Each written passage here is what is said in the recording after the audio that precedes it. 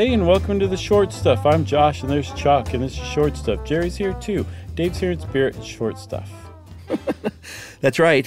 Shout out to our old friends at HowStuffWorks.com, and in particular, Michelle Konstantinovsky. Great name. Yeah. For this piece on the 639-year-long concert from a very, no longer with us, he died in 1992, but a very avant-garde, to say the least, composer that you've probably heard of named John Cage. Yeah, John Cage. I knew his name sounded familiar, but I couldn't quite place it until I ran across his piece, or mention of his piece, 433. Yeah. 4 minutes and 33 seconds. And that in and of itself made John Cage famous, even to people like me who aren't into avant-garde 20th century American composing. You should say what it is, because it really explains everything we need to explain about John Cage. So 433 is a composition that's just 4 minutes and 33 seconds of silence. There's no instruments playing a single note whatsoever. Like if you came out on stage and did 433 at a piano, you'd just sit there for 4 minutes and 33 seconds. Have you watched it performed? I haven't. I'll bet it is really uncomfortable in a lot of ways. Well, it's interesting. It's performance art in a way because, like you said, it's not like you can just sit in a room and say that's your show. Like, right. It's to be performed. Like the German Philharmonic on YouTube says this is 433. The conductor gets up there, raises his hands, and then no one does anything. Wow. He goes into the second movement, indicates that with a hand movement, then goes into the third movement. And no one does anything, and everyone bursts out into applause at the end, and you can't help but just sort of snicker a little bit. The thing is, though, if you're like, I hate John Cage more than I've ever hated anybody, just from hearing that, like that's just so stupid, just stop. You need to hear from a John Cage interpreter / enthusiast named Rainier O. Neusbauer. And I think How Stuff Works interviewed Neusbauer for this article. And Neusbauer explains, like, 433 is not just some goofy performance piece. Like, John Cage created that because to him, that's not silence.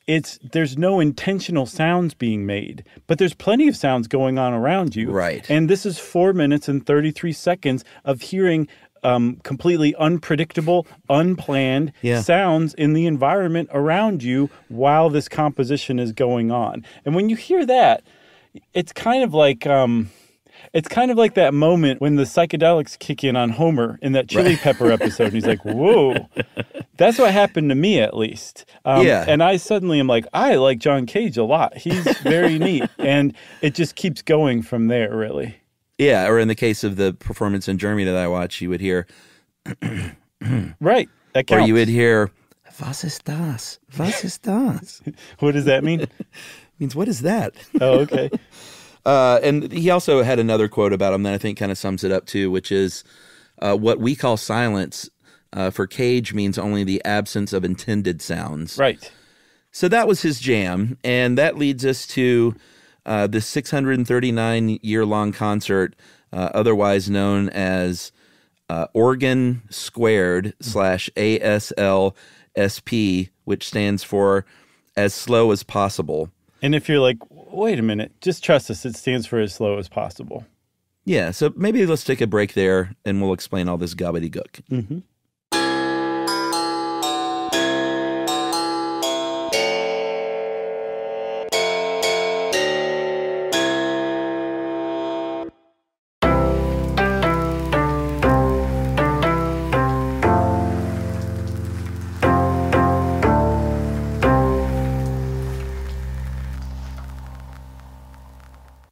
So getting to As Slow as Possible, ASLSP, that wasn't the original name for it. I don't know that there was an actual name for it, I think, in 1985 when he first composed it, right?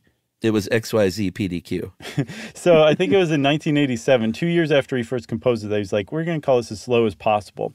And that became not just the title for this piece, but the actual purpose of the piece. So it was to take this 8 sheets of music that he composed, that was ASLSP, and play it as slowly as you could. And it was very John Cage, from what I understand, to be like, I'm not going to tell you how slow to do it. Figure out what that means to you, the artist. You interpret it however you want. The point is, just play it as slow as you can. And that is one of his more famous works as well, too. Yeah, and this was I listened to a 18-minute version today. Mm-hmm. It is an organ piece, obviously. It's called Organ Squared, and organ is key because you're not you can't count on someone to blow into a saxophone for 30 minutes or 3 hours or 639 years. But an organ, as it makes a constant, consistent sound. Mm-hmm. And if you play this thing over 18 minutes or whatever, you will hear chord changes and you will hear something, but it's still like people like Brian Eno come around, and I get the feeling John Cage is like, here, hold my absence of beer, my invisible beer, because you think you're doing something artsy and weird. Get a load of this. I would think that probably John Cage is one of Brian Eno's like gods. Yeah, I think they were buddies, obviously. So to kind of explain this ASLSP,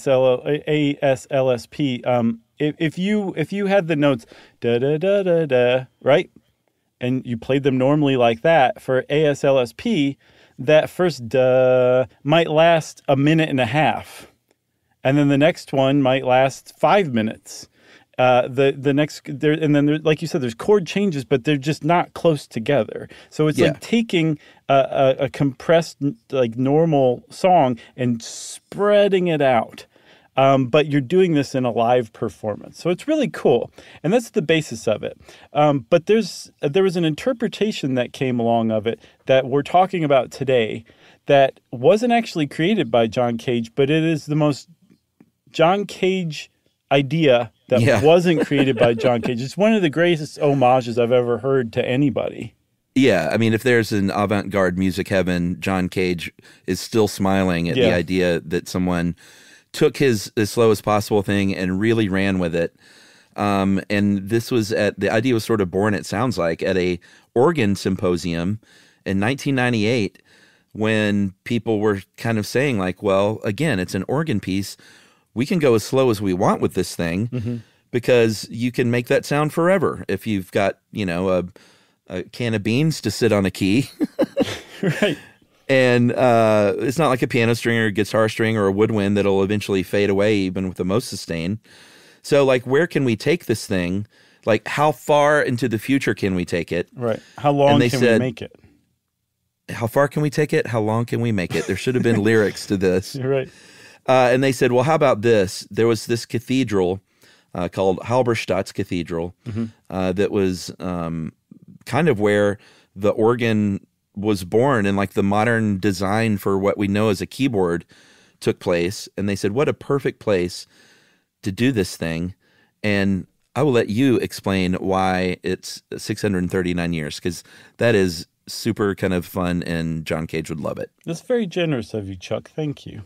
Sure. I will do that. So the reason it was the perfect place was because that first keyboard was created in 1361. And this organ symposium, I guess, was happening around 2000. And they decided that what they would do is use the millennium as a fulcrum between past and future. That's a good way to put it. Yeah. And so they said, well, 1361 all the way to 2000 is 639 years.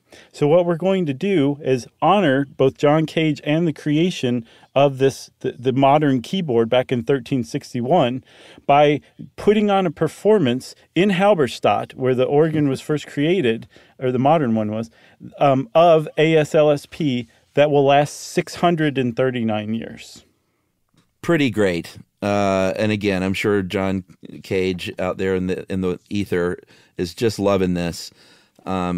Just a couple of years ago, in September of 2020, they were like, it's time to change the chord. And that's, I don't know, do you know if they have a set? Did they literally divide it out? Yeah. Okay, so it's at an exactly timed interval between this one and the last one? Yeah, under normal circumstances, if you were playing ASLSP, like, you'd just play it as slow as you wanted to. But because now they're trying to contain it within a certain time, they would have had to have calculated it ahead of time. So they did the math to make it even Steven, I guess.